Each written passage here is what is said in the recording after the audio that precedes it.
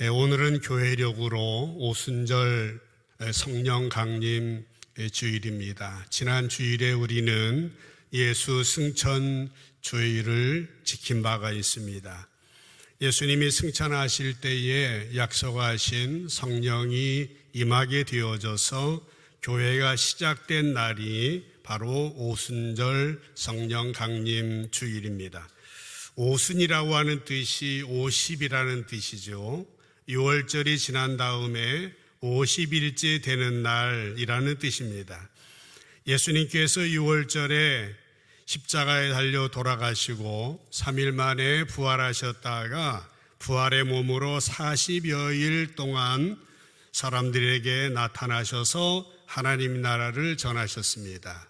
그 후에 승천하시게 되는데 승천하실 때 성령이 임하실 것에 대하여서 약속을 하셨고 예루살렘 마가의 다락방에 120명의 성도들이 마음을 같이하고 뜻을 같이하고 기도하기에 힘썼을 때에 약속하신 성령이 임하게 되었고 교회가 시작되어졌던 것이죠. 이 성령 강림의 사건은 하나님의 구원 역사에 있어서 결정적으로 의미심장한 사건입니다. 여러분, 왜 성령 강림이 하나님의 구원 역사의 의미심장한 사건입니까? 이 성령 강림의 사건이야말로 지금까지 구약의 율법을 매개로 연결되어졌던 개약 종교가 폐기되었다라고 하는 면입니다. 이제 성령님을 통해서 하나님과 사람 사이에 신비적인 연결, 신비적인 일치의 시대가 열린 것입니다. 율법으로 연결되어졌던 개약 종교가 폐기되고 성령으로 말미암아 하나님과 사람 사이에 신비적인 일치가 이루어졌다라고 하는 것이죠. 이렇게 획기적인 사건이 바로 성령 강림입니다.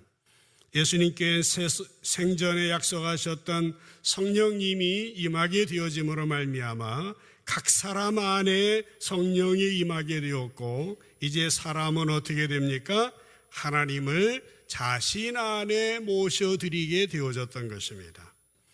그래서 고대 교회의 교부 가운데 유명한 성 아타나시우스라고 하는 분이 있습니다. AD 290년대에 태어나서 373년에 세상을 떠난 초대교회의 교리의 근간을 세운 성 아타나시우스라고 하는 분은 이런 유명한 말을 남겼습니다. 하나님이 사람 안에 계신 것은 사람으로 하여금 하나님이 되도록 하기 위함이었다. 그런 이야기를 했습니다. 하나님이 사람 안에 계신 것, 성령이 임했다는 것이죠. 그것은 바로 우리들로 하여금 하나님이 되도록 하기 위함이었다라고 하는 것입니다. 그로부터 조금 뒤에 일하게 되었던 성대 바실리우스라고 하는 분이 있습니다. 이분은 AD 329년에서 379년까지 사셨던 분인데 이분은 한 걸음 더 나아가서 이런 말을 했습니다. 사람은 본질적으로 하나님이 되라고 초대받은 존재이다라고 하는 말입니다. 이해가 되시겠습니까? 사람은 본질적으로 하나님이 되라고 초대받은 존재입니다. 이걸 어떻게 할 수 있습니까? 창세기 1장 27절에 보시면은 하나님께서 천지를 창조하시고 인간을 만드시는데요. 하나님이 자기 형상으로 곧 하나님의 형상대로 사람을 창조하셨다라고 하는 것입니다. 그래서 사람은 하나님과 동일한 영적인 존재입니다. 사람은 하나님과 동일한 인격적인 존재로 창조되었다라고 하는 말인 것입니다. 이렇게 사람이라는 존재는 고귀한 존재입니다. 하나님께서는 사람을 하나님 되게 하시려고 만드셨다라고 하는 것입니다. 그런데 이런 놀라운 뜻을 가지고 지음받은 인간이 어떤 일을 합니까? 사단의 유혹에 빠져 죄를 지게 되어졌을 때에 하나님의 관계는 단절되었고 그 이후로부터 하나님의 형상은 파괴되었습니다. 하나님의 형상은 일그러져 버리게 되었습니다. 그러나 하나님께서는 당초 계획하신 대로 파괴된 하나님의 형상을, 일그러진 하나님의 형상을 되찾아 주시기 위해서 하나밖에 없는 아들 독생자 예수님을 육신의 몸을 입혀 이 세상에 보내주셨습니다. 예수님이 이 세상에 오셔서 3년여 동안 하나님 나라 생명의 복음을 전하시게 되었고, 이제 때가 될 때에 온 인류의 죄 문제를 걸머지시고 십자가에 달려 돌아가시게 되죠. 그러나 예수님은 사망 권세를 이기시고 3일 만에 부활하시고 그리고 승천하시게 됩니다. 승천하실 때 약속하신 대로 마침내 오순절 예루살렘 다락방에 약속하신 성령이 임하심으로 말미암아 하나님의 교회가 시작이 되어졌던 것입니다. 이제 성령님은 우리 안에 오셔서 우리가 되어주심으로 잃어버렸던 하나님의 형상을 회복하게 하시고 타락 이전의 역사로 되돌아갈 수 있게 되어졌다라고 하는 것입니다. 그러므로 하나님의 구원 역사의 최고의 정점은 바로 성령 강림입니다. 하나님의 구원사의 최고의 꼭대기에 있는 것이 바로 성령 강림인 것이죠. 성령 강림으로 말미암아 하나님의 구원의 역사가 완성되어진 것입니다. 우리는 이러한 전제를 토대로 해서 성령님에 대하여서 생각해 볼 때에 성령님은 인류의 범죄로 말미암아 타락한 모든 피조 세계를 타락 이전의 상태로, 타락 이전의 원형으로 새롭게 창조하시는 하나님이신 겁니다. 따라서 우리가 그리스도인이 된다는 것은 어떤 의미입니까? 우리 안에 성령님을 모셔드림으로 말미암아 성령님과 함께 성령 안에서 성령님을 통하여 우리 자신의 몸과 인격과 영이 하나님의 형상을 회복하는 여정이 바로 우리가 그리스도인 된다는 의미인 것입니다. 오늘 말씀을 우리가 나누게 될 때에 우리 모두 성령의 충만함으로 말미암아 오늘 우리가 사는 삶의 현장에서 온전한 그리스도인으로 온전한 하나님의 형상이 회복되어져서 우리의 신앙이 성장하고 우리의 인격이 더 성숙해져서 이 땅에 하나님의 손과 발이 되어 이 땅을 하나님의 나라 천국으로 이루어가는 일에 쓰임받는 저와 여러분 모두 되시기를 주님의 이름으로 간절히 축복합니다. 우리는 성경 속에 성령님에 대하여서 언급한 몇 구절을 먼저 보고 싶습니다. 요한복음 14장 16절에 보면은 지난주일에도 드린 말씀입니다마는 예수님이 마지막 십자가에 돌아가시기 전에 14장, 15장, 16장 예수님이 고별 설교를 하셨다 말씀드렸습니다. 14장 16절에 보면은 예수님이 말씀하십니다. 내가 아버지께 구하겠으니 그가 또 다른 보혜사를 너희에게, 제자들에게 주어서 영원토록 너희들과 함께 있게 하겠다. 다른 보혜사를 주어서 영원토록, 예수님은 바로 그 성령님을 우리에게 주셔서 영원토록 우리와 함께 있게 하시겠다고 말씀하셨습니다. 넘어가서 26절에 보면은 보혜사 곧 아버지께서 보내실 성령, 그가 너희에게 모든 것을 가르치고 내가 너희에게 말한 모든 것을 생각나게 하리라 라고 약속하셨습니다. 성령님이 우리 안에 오시게 되면 우리에게 지속적으로 주님의 말씀이 생각나게 하시고 우리로 말미암아 하나님의 형상대로 살도록 돕겠다라고 하는 말씀입니다. 이것이 예수님이 돌아가시기 전에 주셨던 말씀입니다. 사도행전 2장 4절로 보면은 이제 주님의 제자들은 주님 말씀하신 대로 다 성령의 충만함을 받게 되어졌고 성령이 말하게 하심을 따라서 다른 언어들로 말하기를 시작하게 됩니다. 사도 바울은 그렇게 하나님의 영으로 인도함 받은 사람들을 로마서 8장 14절에서는 이렇게 말하고 있습니다. 무릇 하나님의 영으로 인도함을 받는 사람은 곧 하나님의 아들이다 라고 하는 것입니다. 결국 성경이 우리에게 보여주는 것은 무엇입니까? 성령님의 은총 안에서 하나님의 형상이 완전히 회복된 형상, 회복된 인간상이 바로 우리가 추구해야 될 모습이라고 하는 것입니다.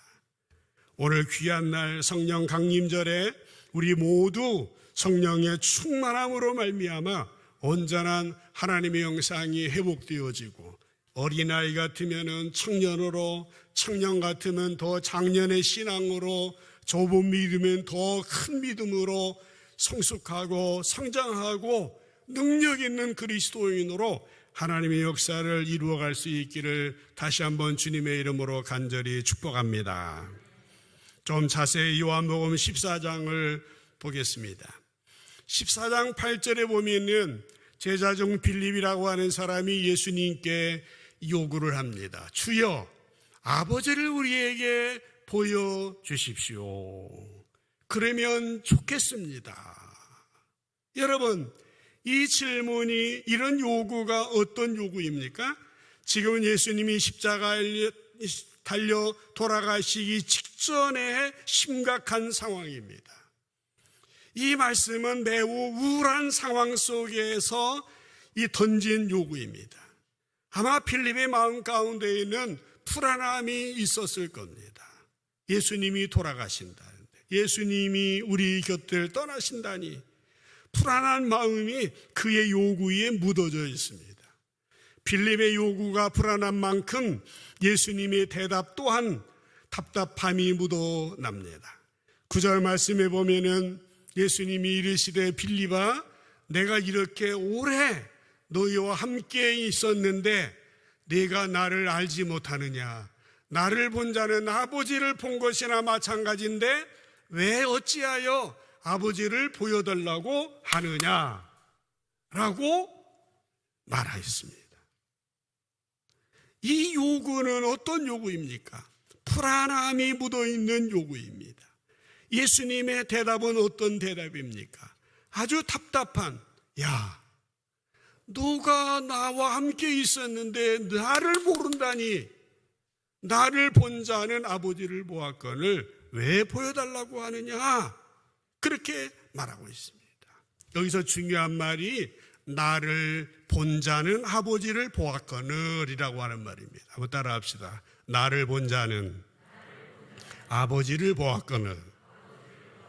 예. 영이신 하나님은 우리 인간의 눈으로 볼 수 있는 형체를 가진 분이 아니에요. 그렇기 때문에 그분은 영원전부터 예수 그리스도를 당신의 형체로, 당신의 형상으로 삼으시면서 존재해 오셨습니다. 그러니까 성부 하나님은요, 예수 그리스도를 통해서 당신의 존재하심을 나타내 오셨다라고 하는 것입니다.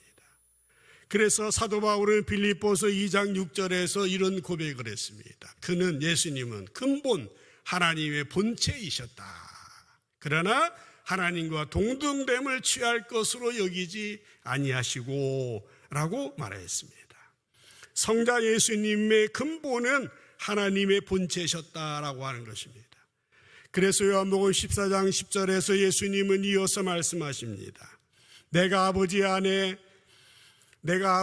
거하고 아버지는 내 안에 계신 것을 내가 믿지 아니하느냐? 내가 너희에게 이르는 말은 스스로 하는 말이 아니라 아버지께서 내 안에 계셔서 그의 일을 하시는 것이다 라고 말씀하셨습니다.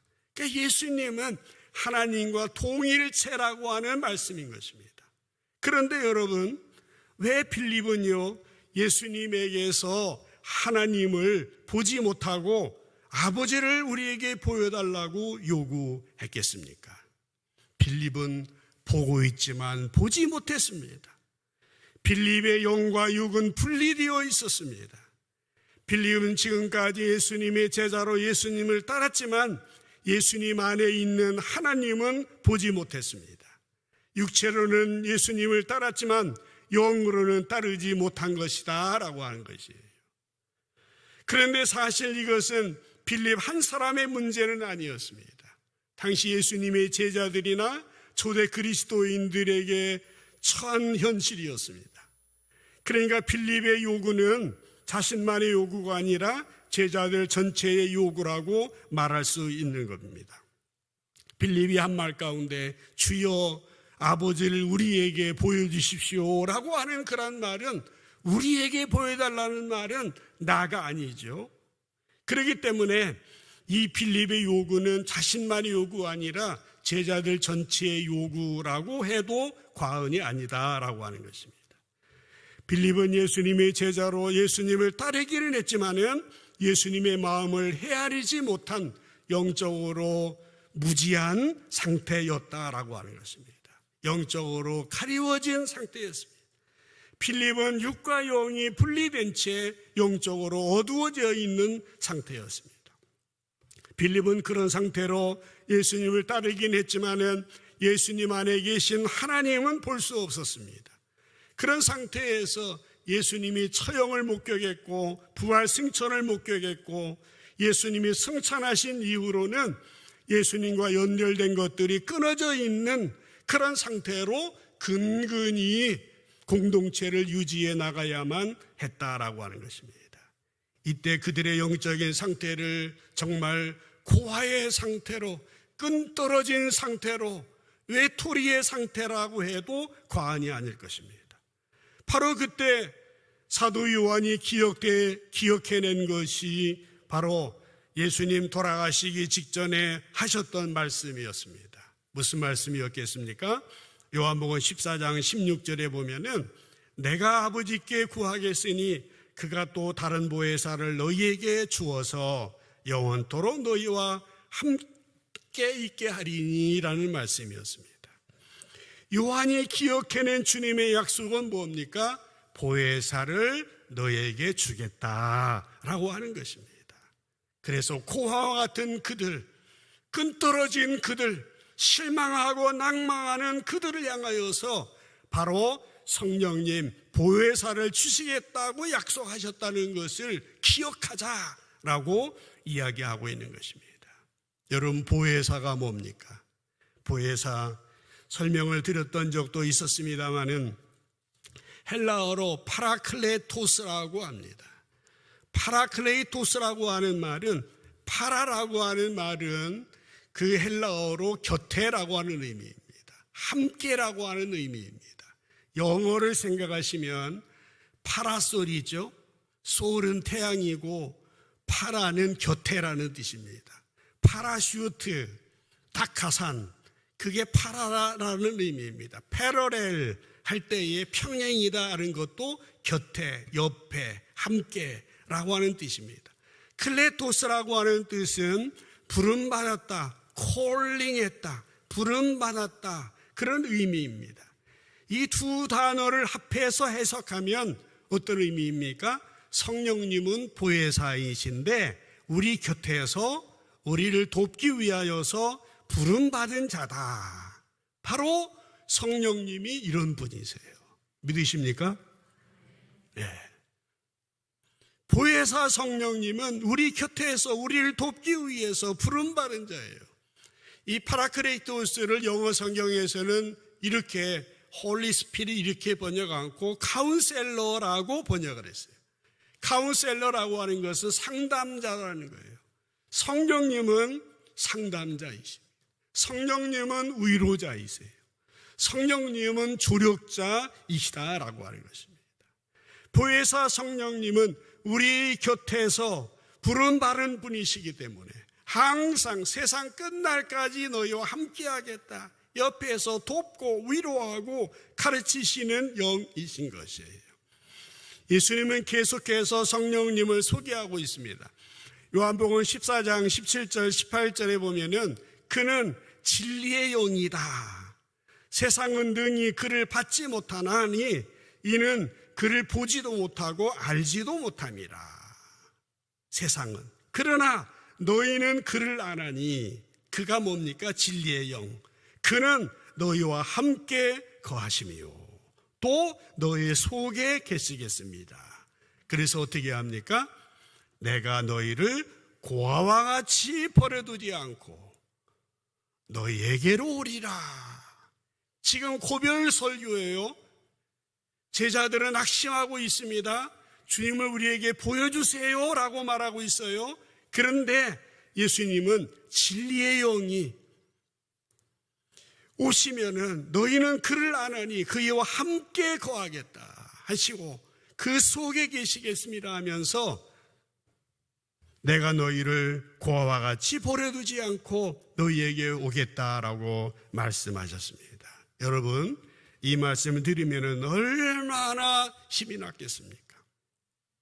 앞에서 빌립의 불안함의 원인에 대해서 말씀을 드렸지 않습니까? 어디에 있었다고 그랬습니까? 영과 육이 분리되어 있기 때문에 육으로는 주님을 따랐지만 영으로는 따르지 못했습니다. 알지 못했어요. 깨우침이 없었습니다. 눈이 열리지 않았습니다. 그러나 성령님은 어떤 분이시라고 했습니까? 그는 너희와 함께 거하시며 그랬어요. 헬라어로 보면은 함께라고 하는 말이 파라라고 하는 말입니다. 또 너희 속에 계시겠다. 엔, 너희 안에, 영어로 전치사 인이라는 뜻입니다. 성령님은 우리와 함께 계십니다. 그래서요, 이 공간에 계신 우리 모두와 성령님이 함께 계시다고 하는 사실 믿게 되시기를 축복합니다. 이전에 함께 계시고 또 뿐만 아니라 너희 속에 무슨 말이에요? 우리 안에 성령님이 계시다라고 하는 것입니다. 이전에 충만할 뿐만 아니라 우리의 심령 안에, 우리 마음 안에, 우리 속 안에 충만히 거하신다라고 하는 얘기인 것입니다. 보혜사 성령님이 우리와 함께 우리 속에 계시겠다고 하는 겁니다. 그 말은 무슨 말입니까? 삼위일체 하나님과 통합을 이룬 존재가 되었다라고 하는 말입니다. 삼위일체 하나님, 성령님과 하나를 이룬 존재가 됐다는 거예요. 누가? 우리가. 그것은 바로 존재의 완성을 의미합니다. 태초에 하나님께서 에덴에서 창조하셨던, 그러나 아담이 죄를 지은 이후 잃어버렸던 하나님의 형상이 비로소 회복되는 것입니다. 그렇게 영적이고 인격적인 하나님의 형상이 회복되어지고 타락한 이전의 상태로 되돌아가는 것이 바로 성령의 역사다라고 하는 것입니다. 그래서 전에 말씀드린 것처럼 하나님의 구원 역사의 최고의 정점은 성령 강림이다라고 말씀을 드렸죠. 성령 충만함이 구원의 완성이라고 하는 것입니다. 사랑하는 여러분, 보혜사는 어떤 분이십니까? 성령님은 어떤 분이십니까?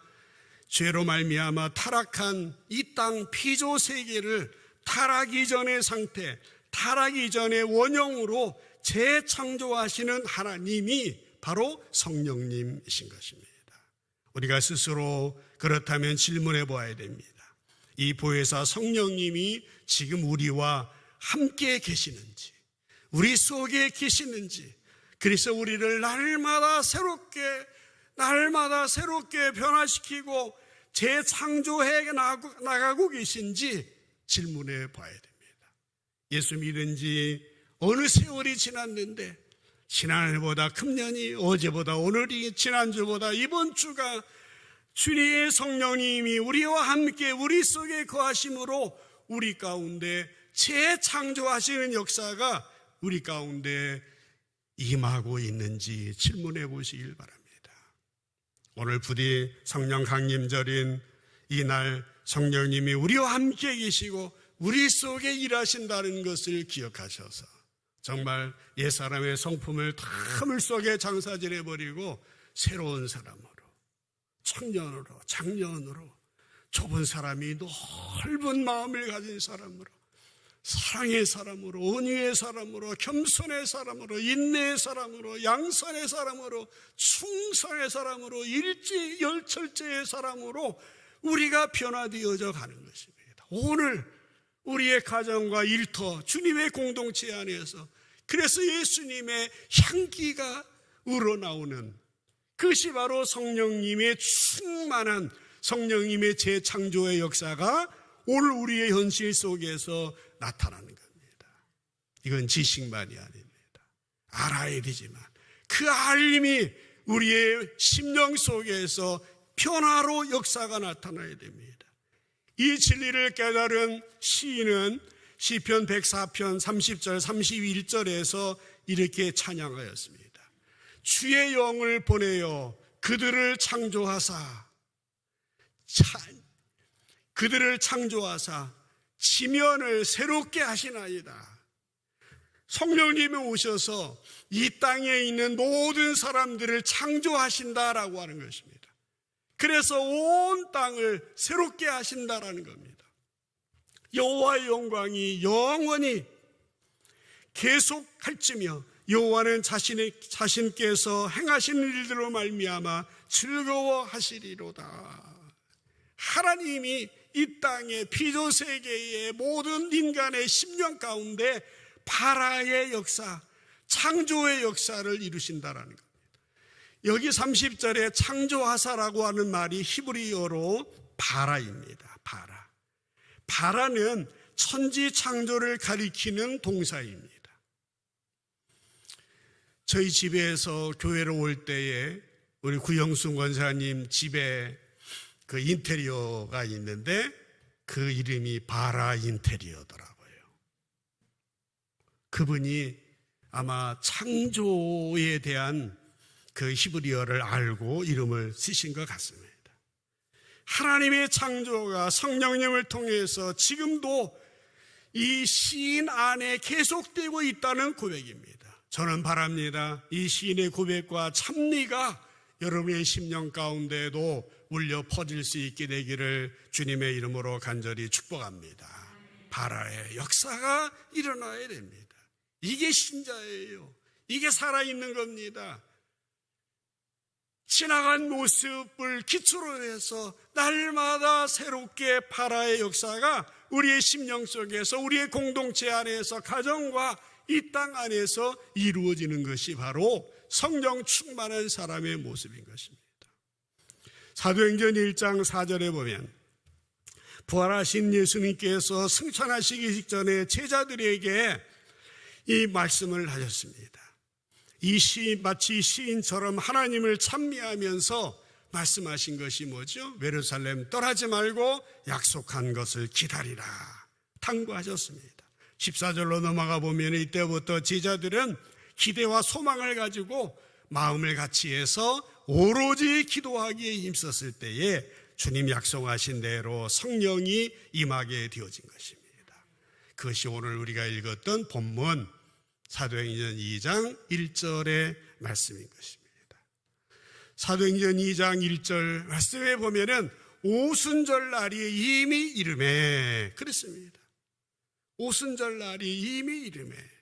2절 이후에 보면은 우리 같이 한번 읽어볼까요? 본문 말씀입니다만은 읽겠습니다. 시작.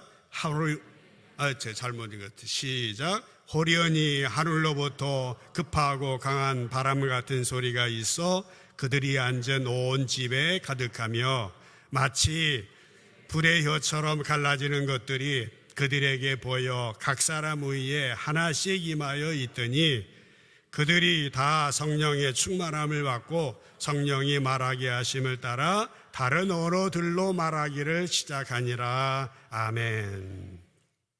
여기 보면은 성령 강림의 세 가지의 증표가 있습니다. 하나는 바람입니다. 급하고 강한 바람입니다.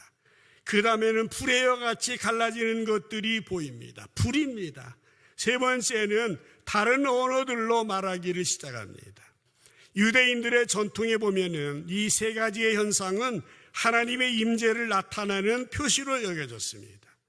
성령님은 바람과 불이 각 사람에게 임하고 제자들의 내면 속에 채워지게 되었습니다. 그리고 성령님이 말하게 하심을 따라 다른 언어들로 말하기를 시작합니다. 우리가 보았습니다면 당시는 오순절이라는 절기였습니다. 예루살렘에는 세계 각국에서 몰려온 순례객들이 있었는데 그들은 제자들이 방언으로 말하는 것을 듣고 깜짝 놀라게 됩니다. 사도행전 2장 11절 말씀에 보면 이런 말이 나와요. 그레레인 아라비아인들이 우리가 다 우리의 각 언어로 하나님의 큰 일을 말함을 듣는도다. 무슨 말이에요? 이 유대인들, 제자들은 유대인들이었어요. 설교를 유대인들이 했는데요, 각 나라에서 온 사람들이 자기 나라 말로 알아들어요. 한마디로 한국말로 했는데 미국 사람도 저 일본 사람도 중국 사람도 다 알아듣는 역사가 일어나게 돼요. 하나님의 큰 일을 말하는 것을 이 사람들이 듣게 되는 거예요. 놀랍지 않으십니까? 감격적인 순간입니다. 사랑하는 여러분, 지금까지 예수님과 제자들 사이를 그토록 답답해했던 것들이 무엇입니까? 그들 간에 서로가 대화가 통하지 않았던 것은 무엇 때문입니까? 사실 답답함은 어제 오늘의 일이 아니었습니다. 이 답답함은 저 옛날 바벨탑 사건까지 거슬러 올라가게 됩니다. 창세기 21장에 보면은 바벨탑의 사건이 일어나게 되는데, 그때 이후로 사람들 사이에는 소통이 단절이 되었습니다. 장벽이 생겨나게 되었습니다. 바벨탑을 쌓았던 그들의 교만함은 그만 소통의 장벽을 높이 세우고 말았습니다. 그 창세기 11장 9절 말씀에 보면은 이렇게 되어 있습니다. 그러므로 그 이름을 바벨이라 하니 이는 여호와께서 거기서 온 땅의 언어를 혼잡하게 하셨음이니라 라고 했습니다. 언어를 혼잡하게 하셨다라는 것은 단순히 외국어를 말하게 된 것이 아닙니다. 이때로부터 하나님과 사람 사이의 대화에 장애가 생겼다는 것이고, 또 사람과 사람 사이에 대화에 문제가 생겼다는 얘기입니다. 바벨탑 사건 이후 인간들은 뿔뿔이 흩어지고 단절되고 탐이 생겨난 거예요. 그런데 오늘 어떤 일이 벌어집니까? 성령님이 오셨을 때 일어난 사건은 바로 한마디 말을 하는데 온 세상의 사람들이 그 말을 듣게 된 겁니다. 누가 이 일을 하십니까? 성령님이 하나님과 사람 사이에 대화가 회복되게 하시고, 성령님은 사람과 사람 사이에 대화가 회복되게 하신 것입니다. 이것이 바로 진정한 회복, 진정한 소통의 역사인 것입니다. 성령 강림절은 그래서 감격스러운 순간입니다. 성령님께서 깨닫게 하심에 따라서 비로소 사람들은 하나님의 깊은 생각도 알게 되었고, 성령님의 깨닫게 하심으로 말미암아 비로소 인간들은 이웃들의 깊은 아픔과 그 신음을 듣게 되어졌다라고 하는 것입니다. 하나님과 소통이 되고 인간과 소통이 되는 바로 그런 날이 바로 성령 강림절이라고 하는 것입니다. 사랑하는 성도 여러분, 예수님이 떠난 자리에 성령님이 임하시게 되어졌을 때 놀랍게도 예수님이 평생에 그토록 소망하셨던 일들이 이루어진 것입니다. 이 성령님은 2000년 전에 역사하셨고 시시때때로 역사하시지만 지금도 이곳에 있는 저와 여러분, 인터넷으로 소리를 듣고 있는 모든 분에게까지 우리와 함께 계시다고 하는 사실 믿게 되시기를 주님의 이름으로 축복합니다. 사도 바울은요, 그 감격을 매일 누린 사람으로서 이렇게 그런 감격을 표현하고 있습니다. 아까 보았던 말씀인데 이어서 로마서 8장 14절에 보면은 무릇 하나님의 영으로 인도함을 받는 사람은 하나님의 아들이다, 그렇게 말하면서요 15절을 보세요.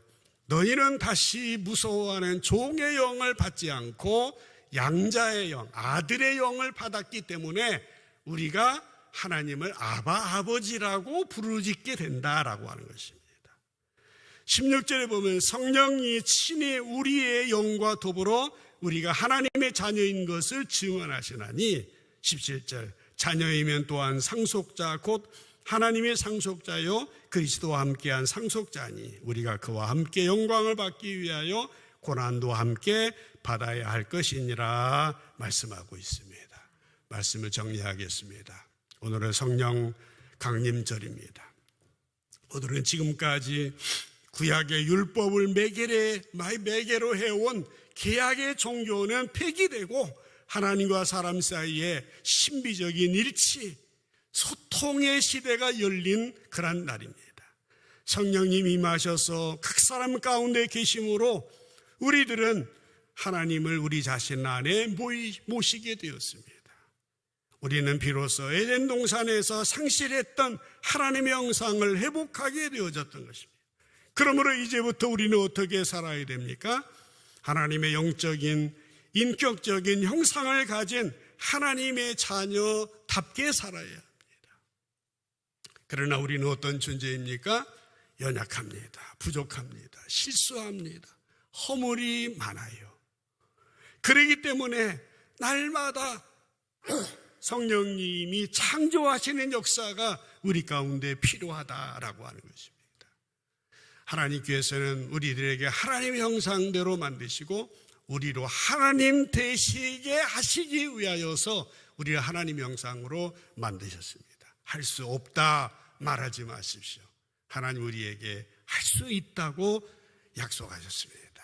날마다 자기를 부인하고 십자가를 지고 주님 닮아가는 우리의 삶, 성령님과 함께 성령님 안에서 성령님을 통하여 우리 자신의 몸이나 인격이나 영이 하나님을 닮은 존재로 하늘의 이상을 두고 살아가는 복된 우리 삼성제일교회 모든 성도들 되어주시기를 주님의 이름으로 간절히 축복합니다. 기도하겠습니다.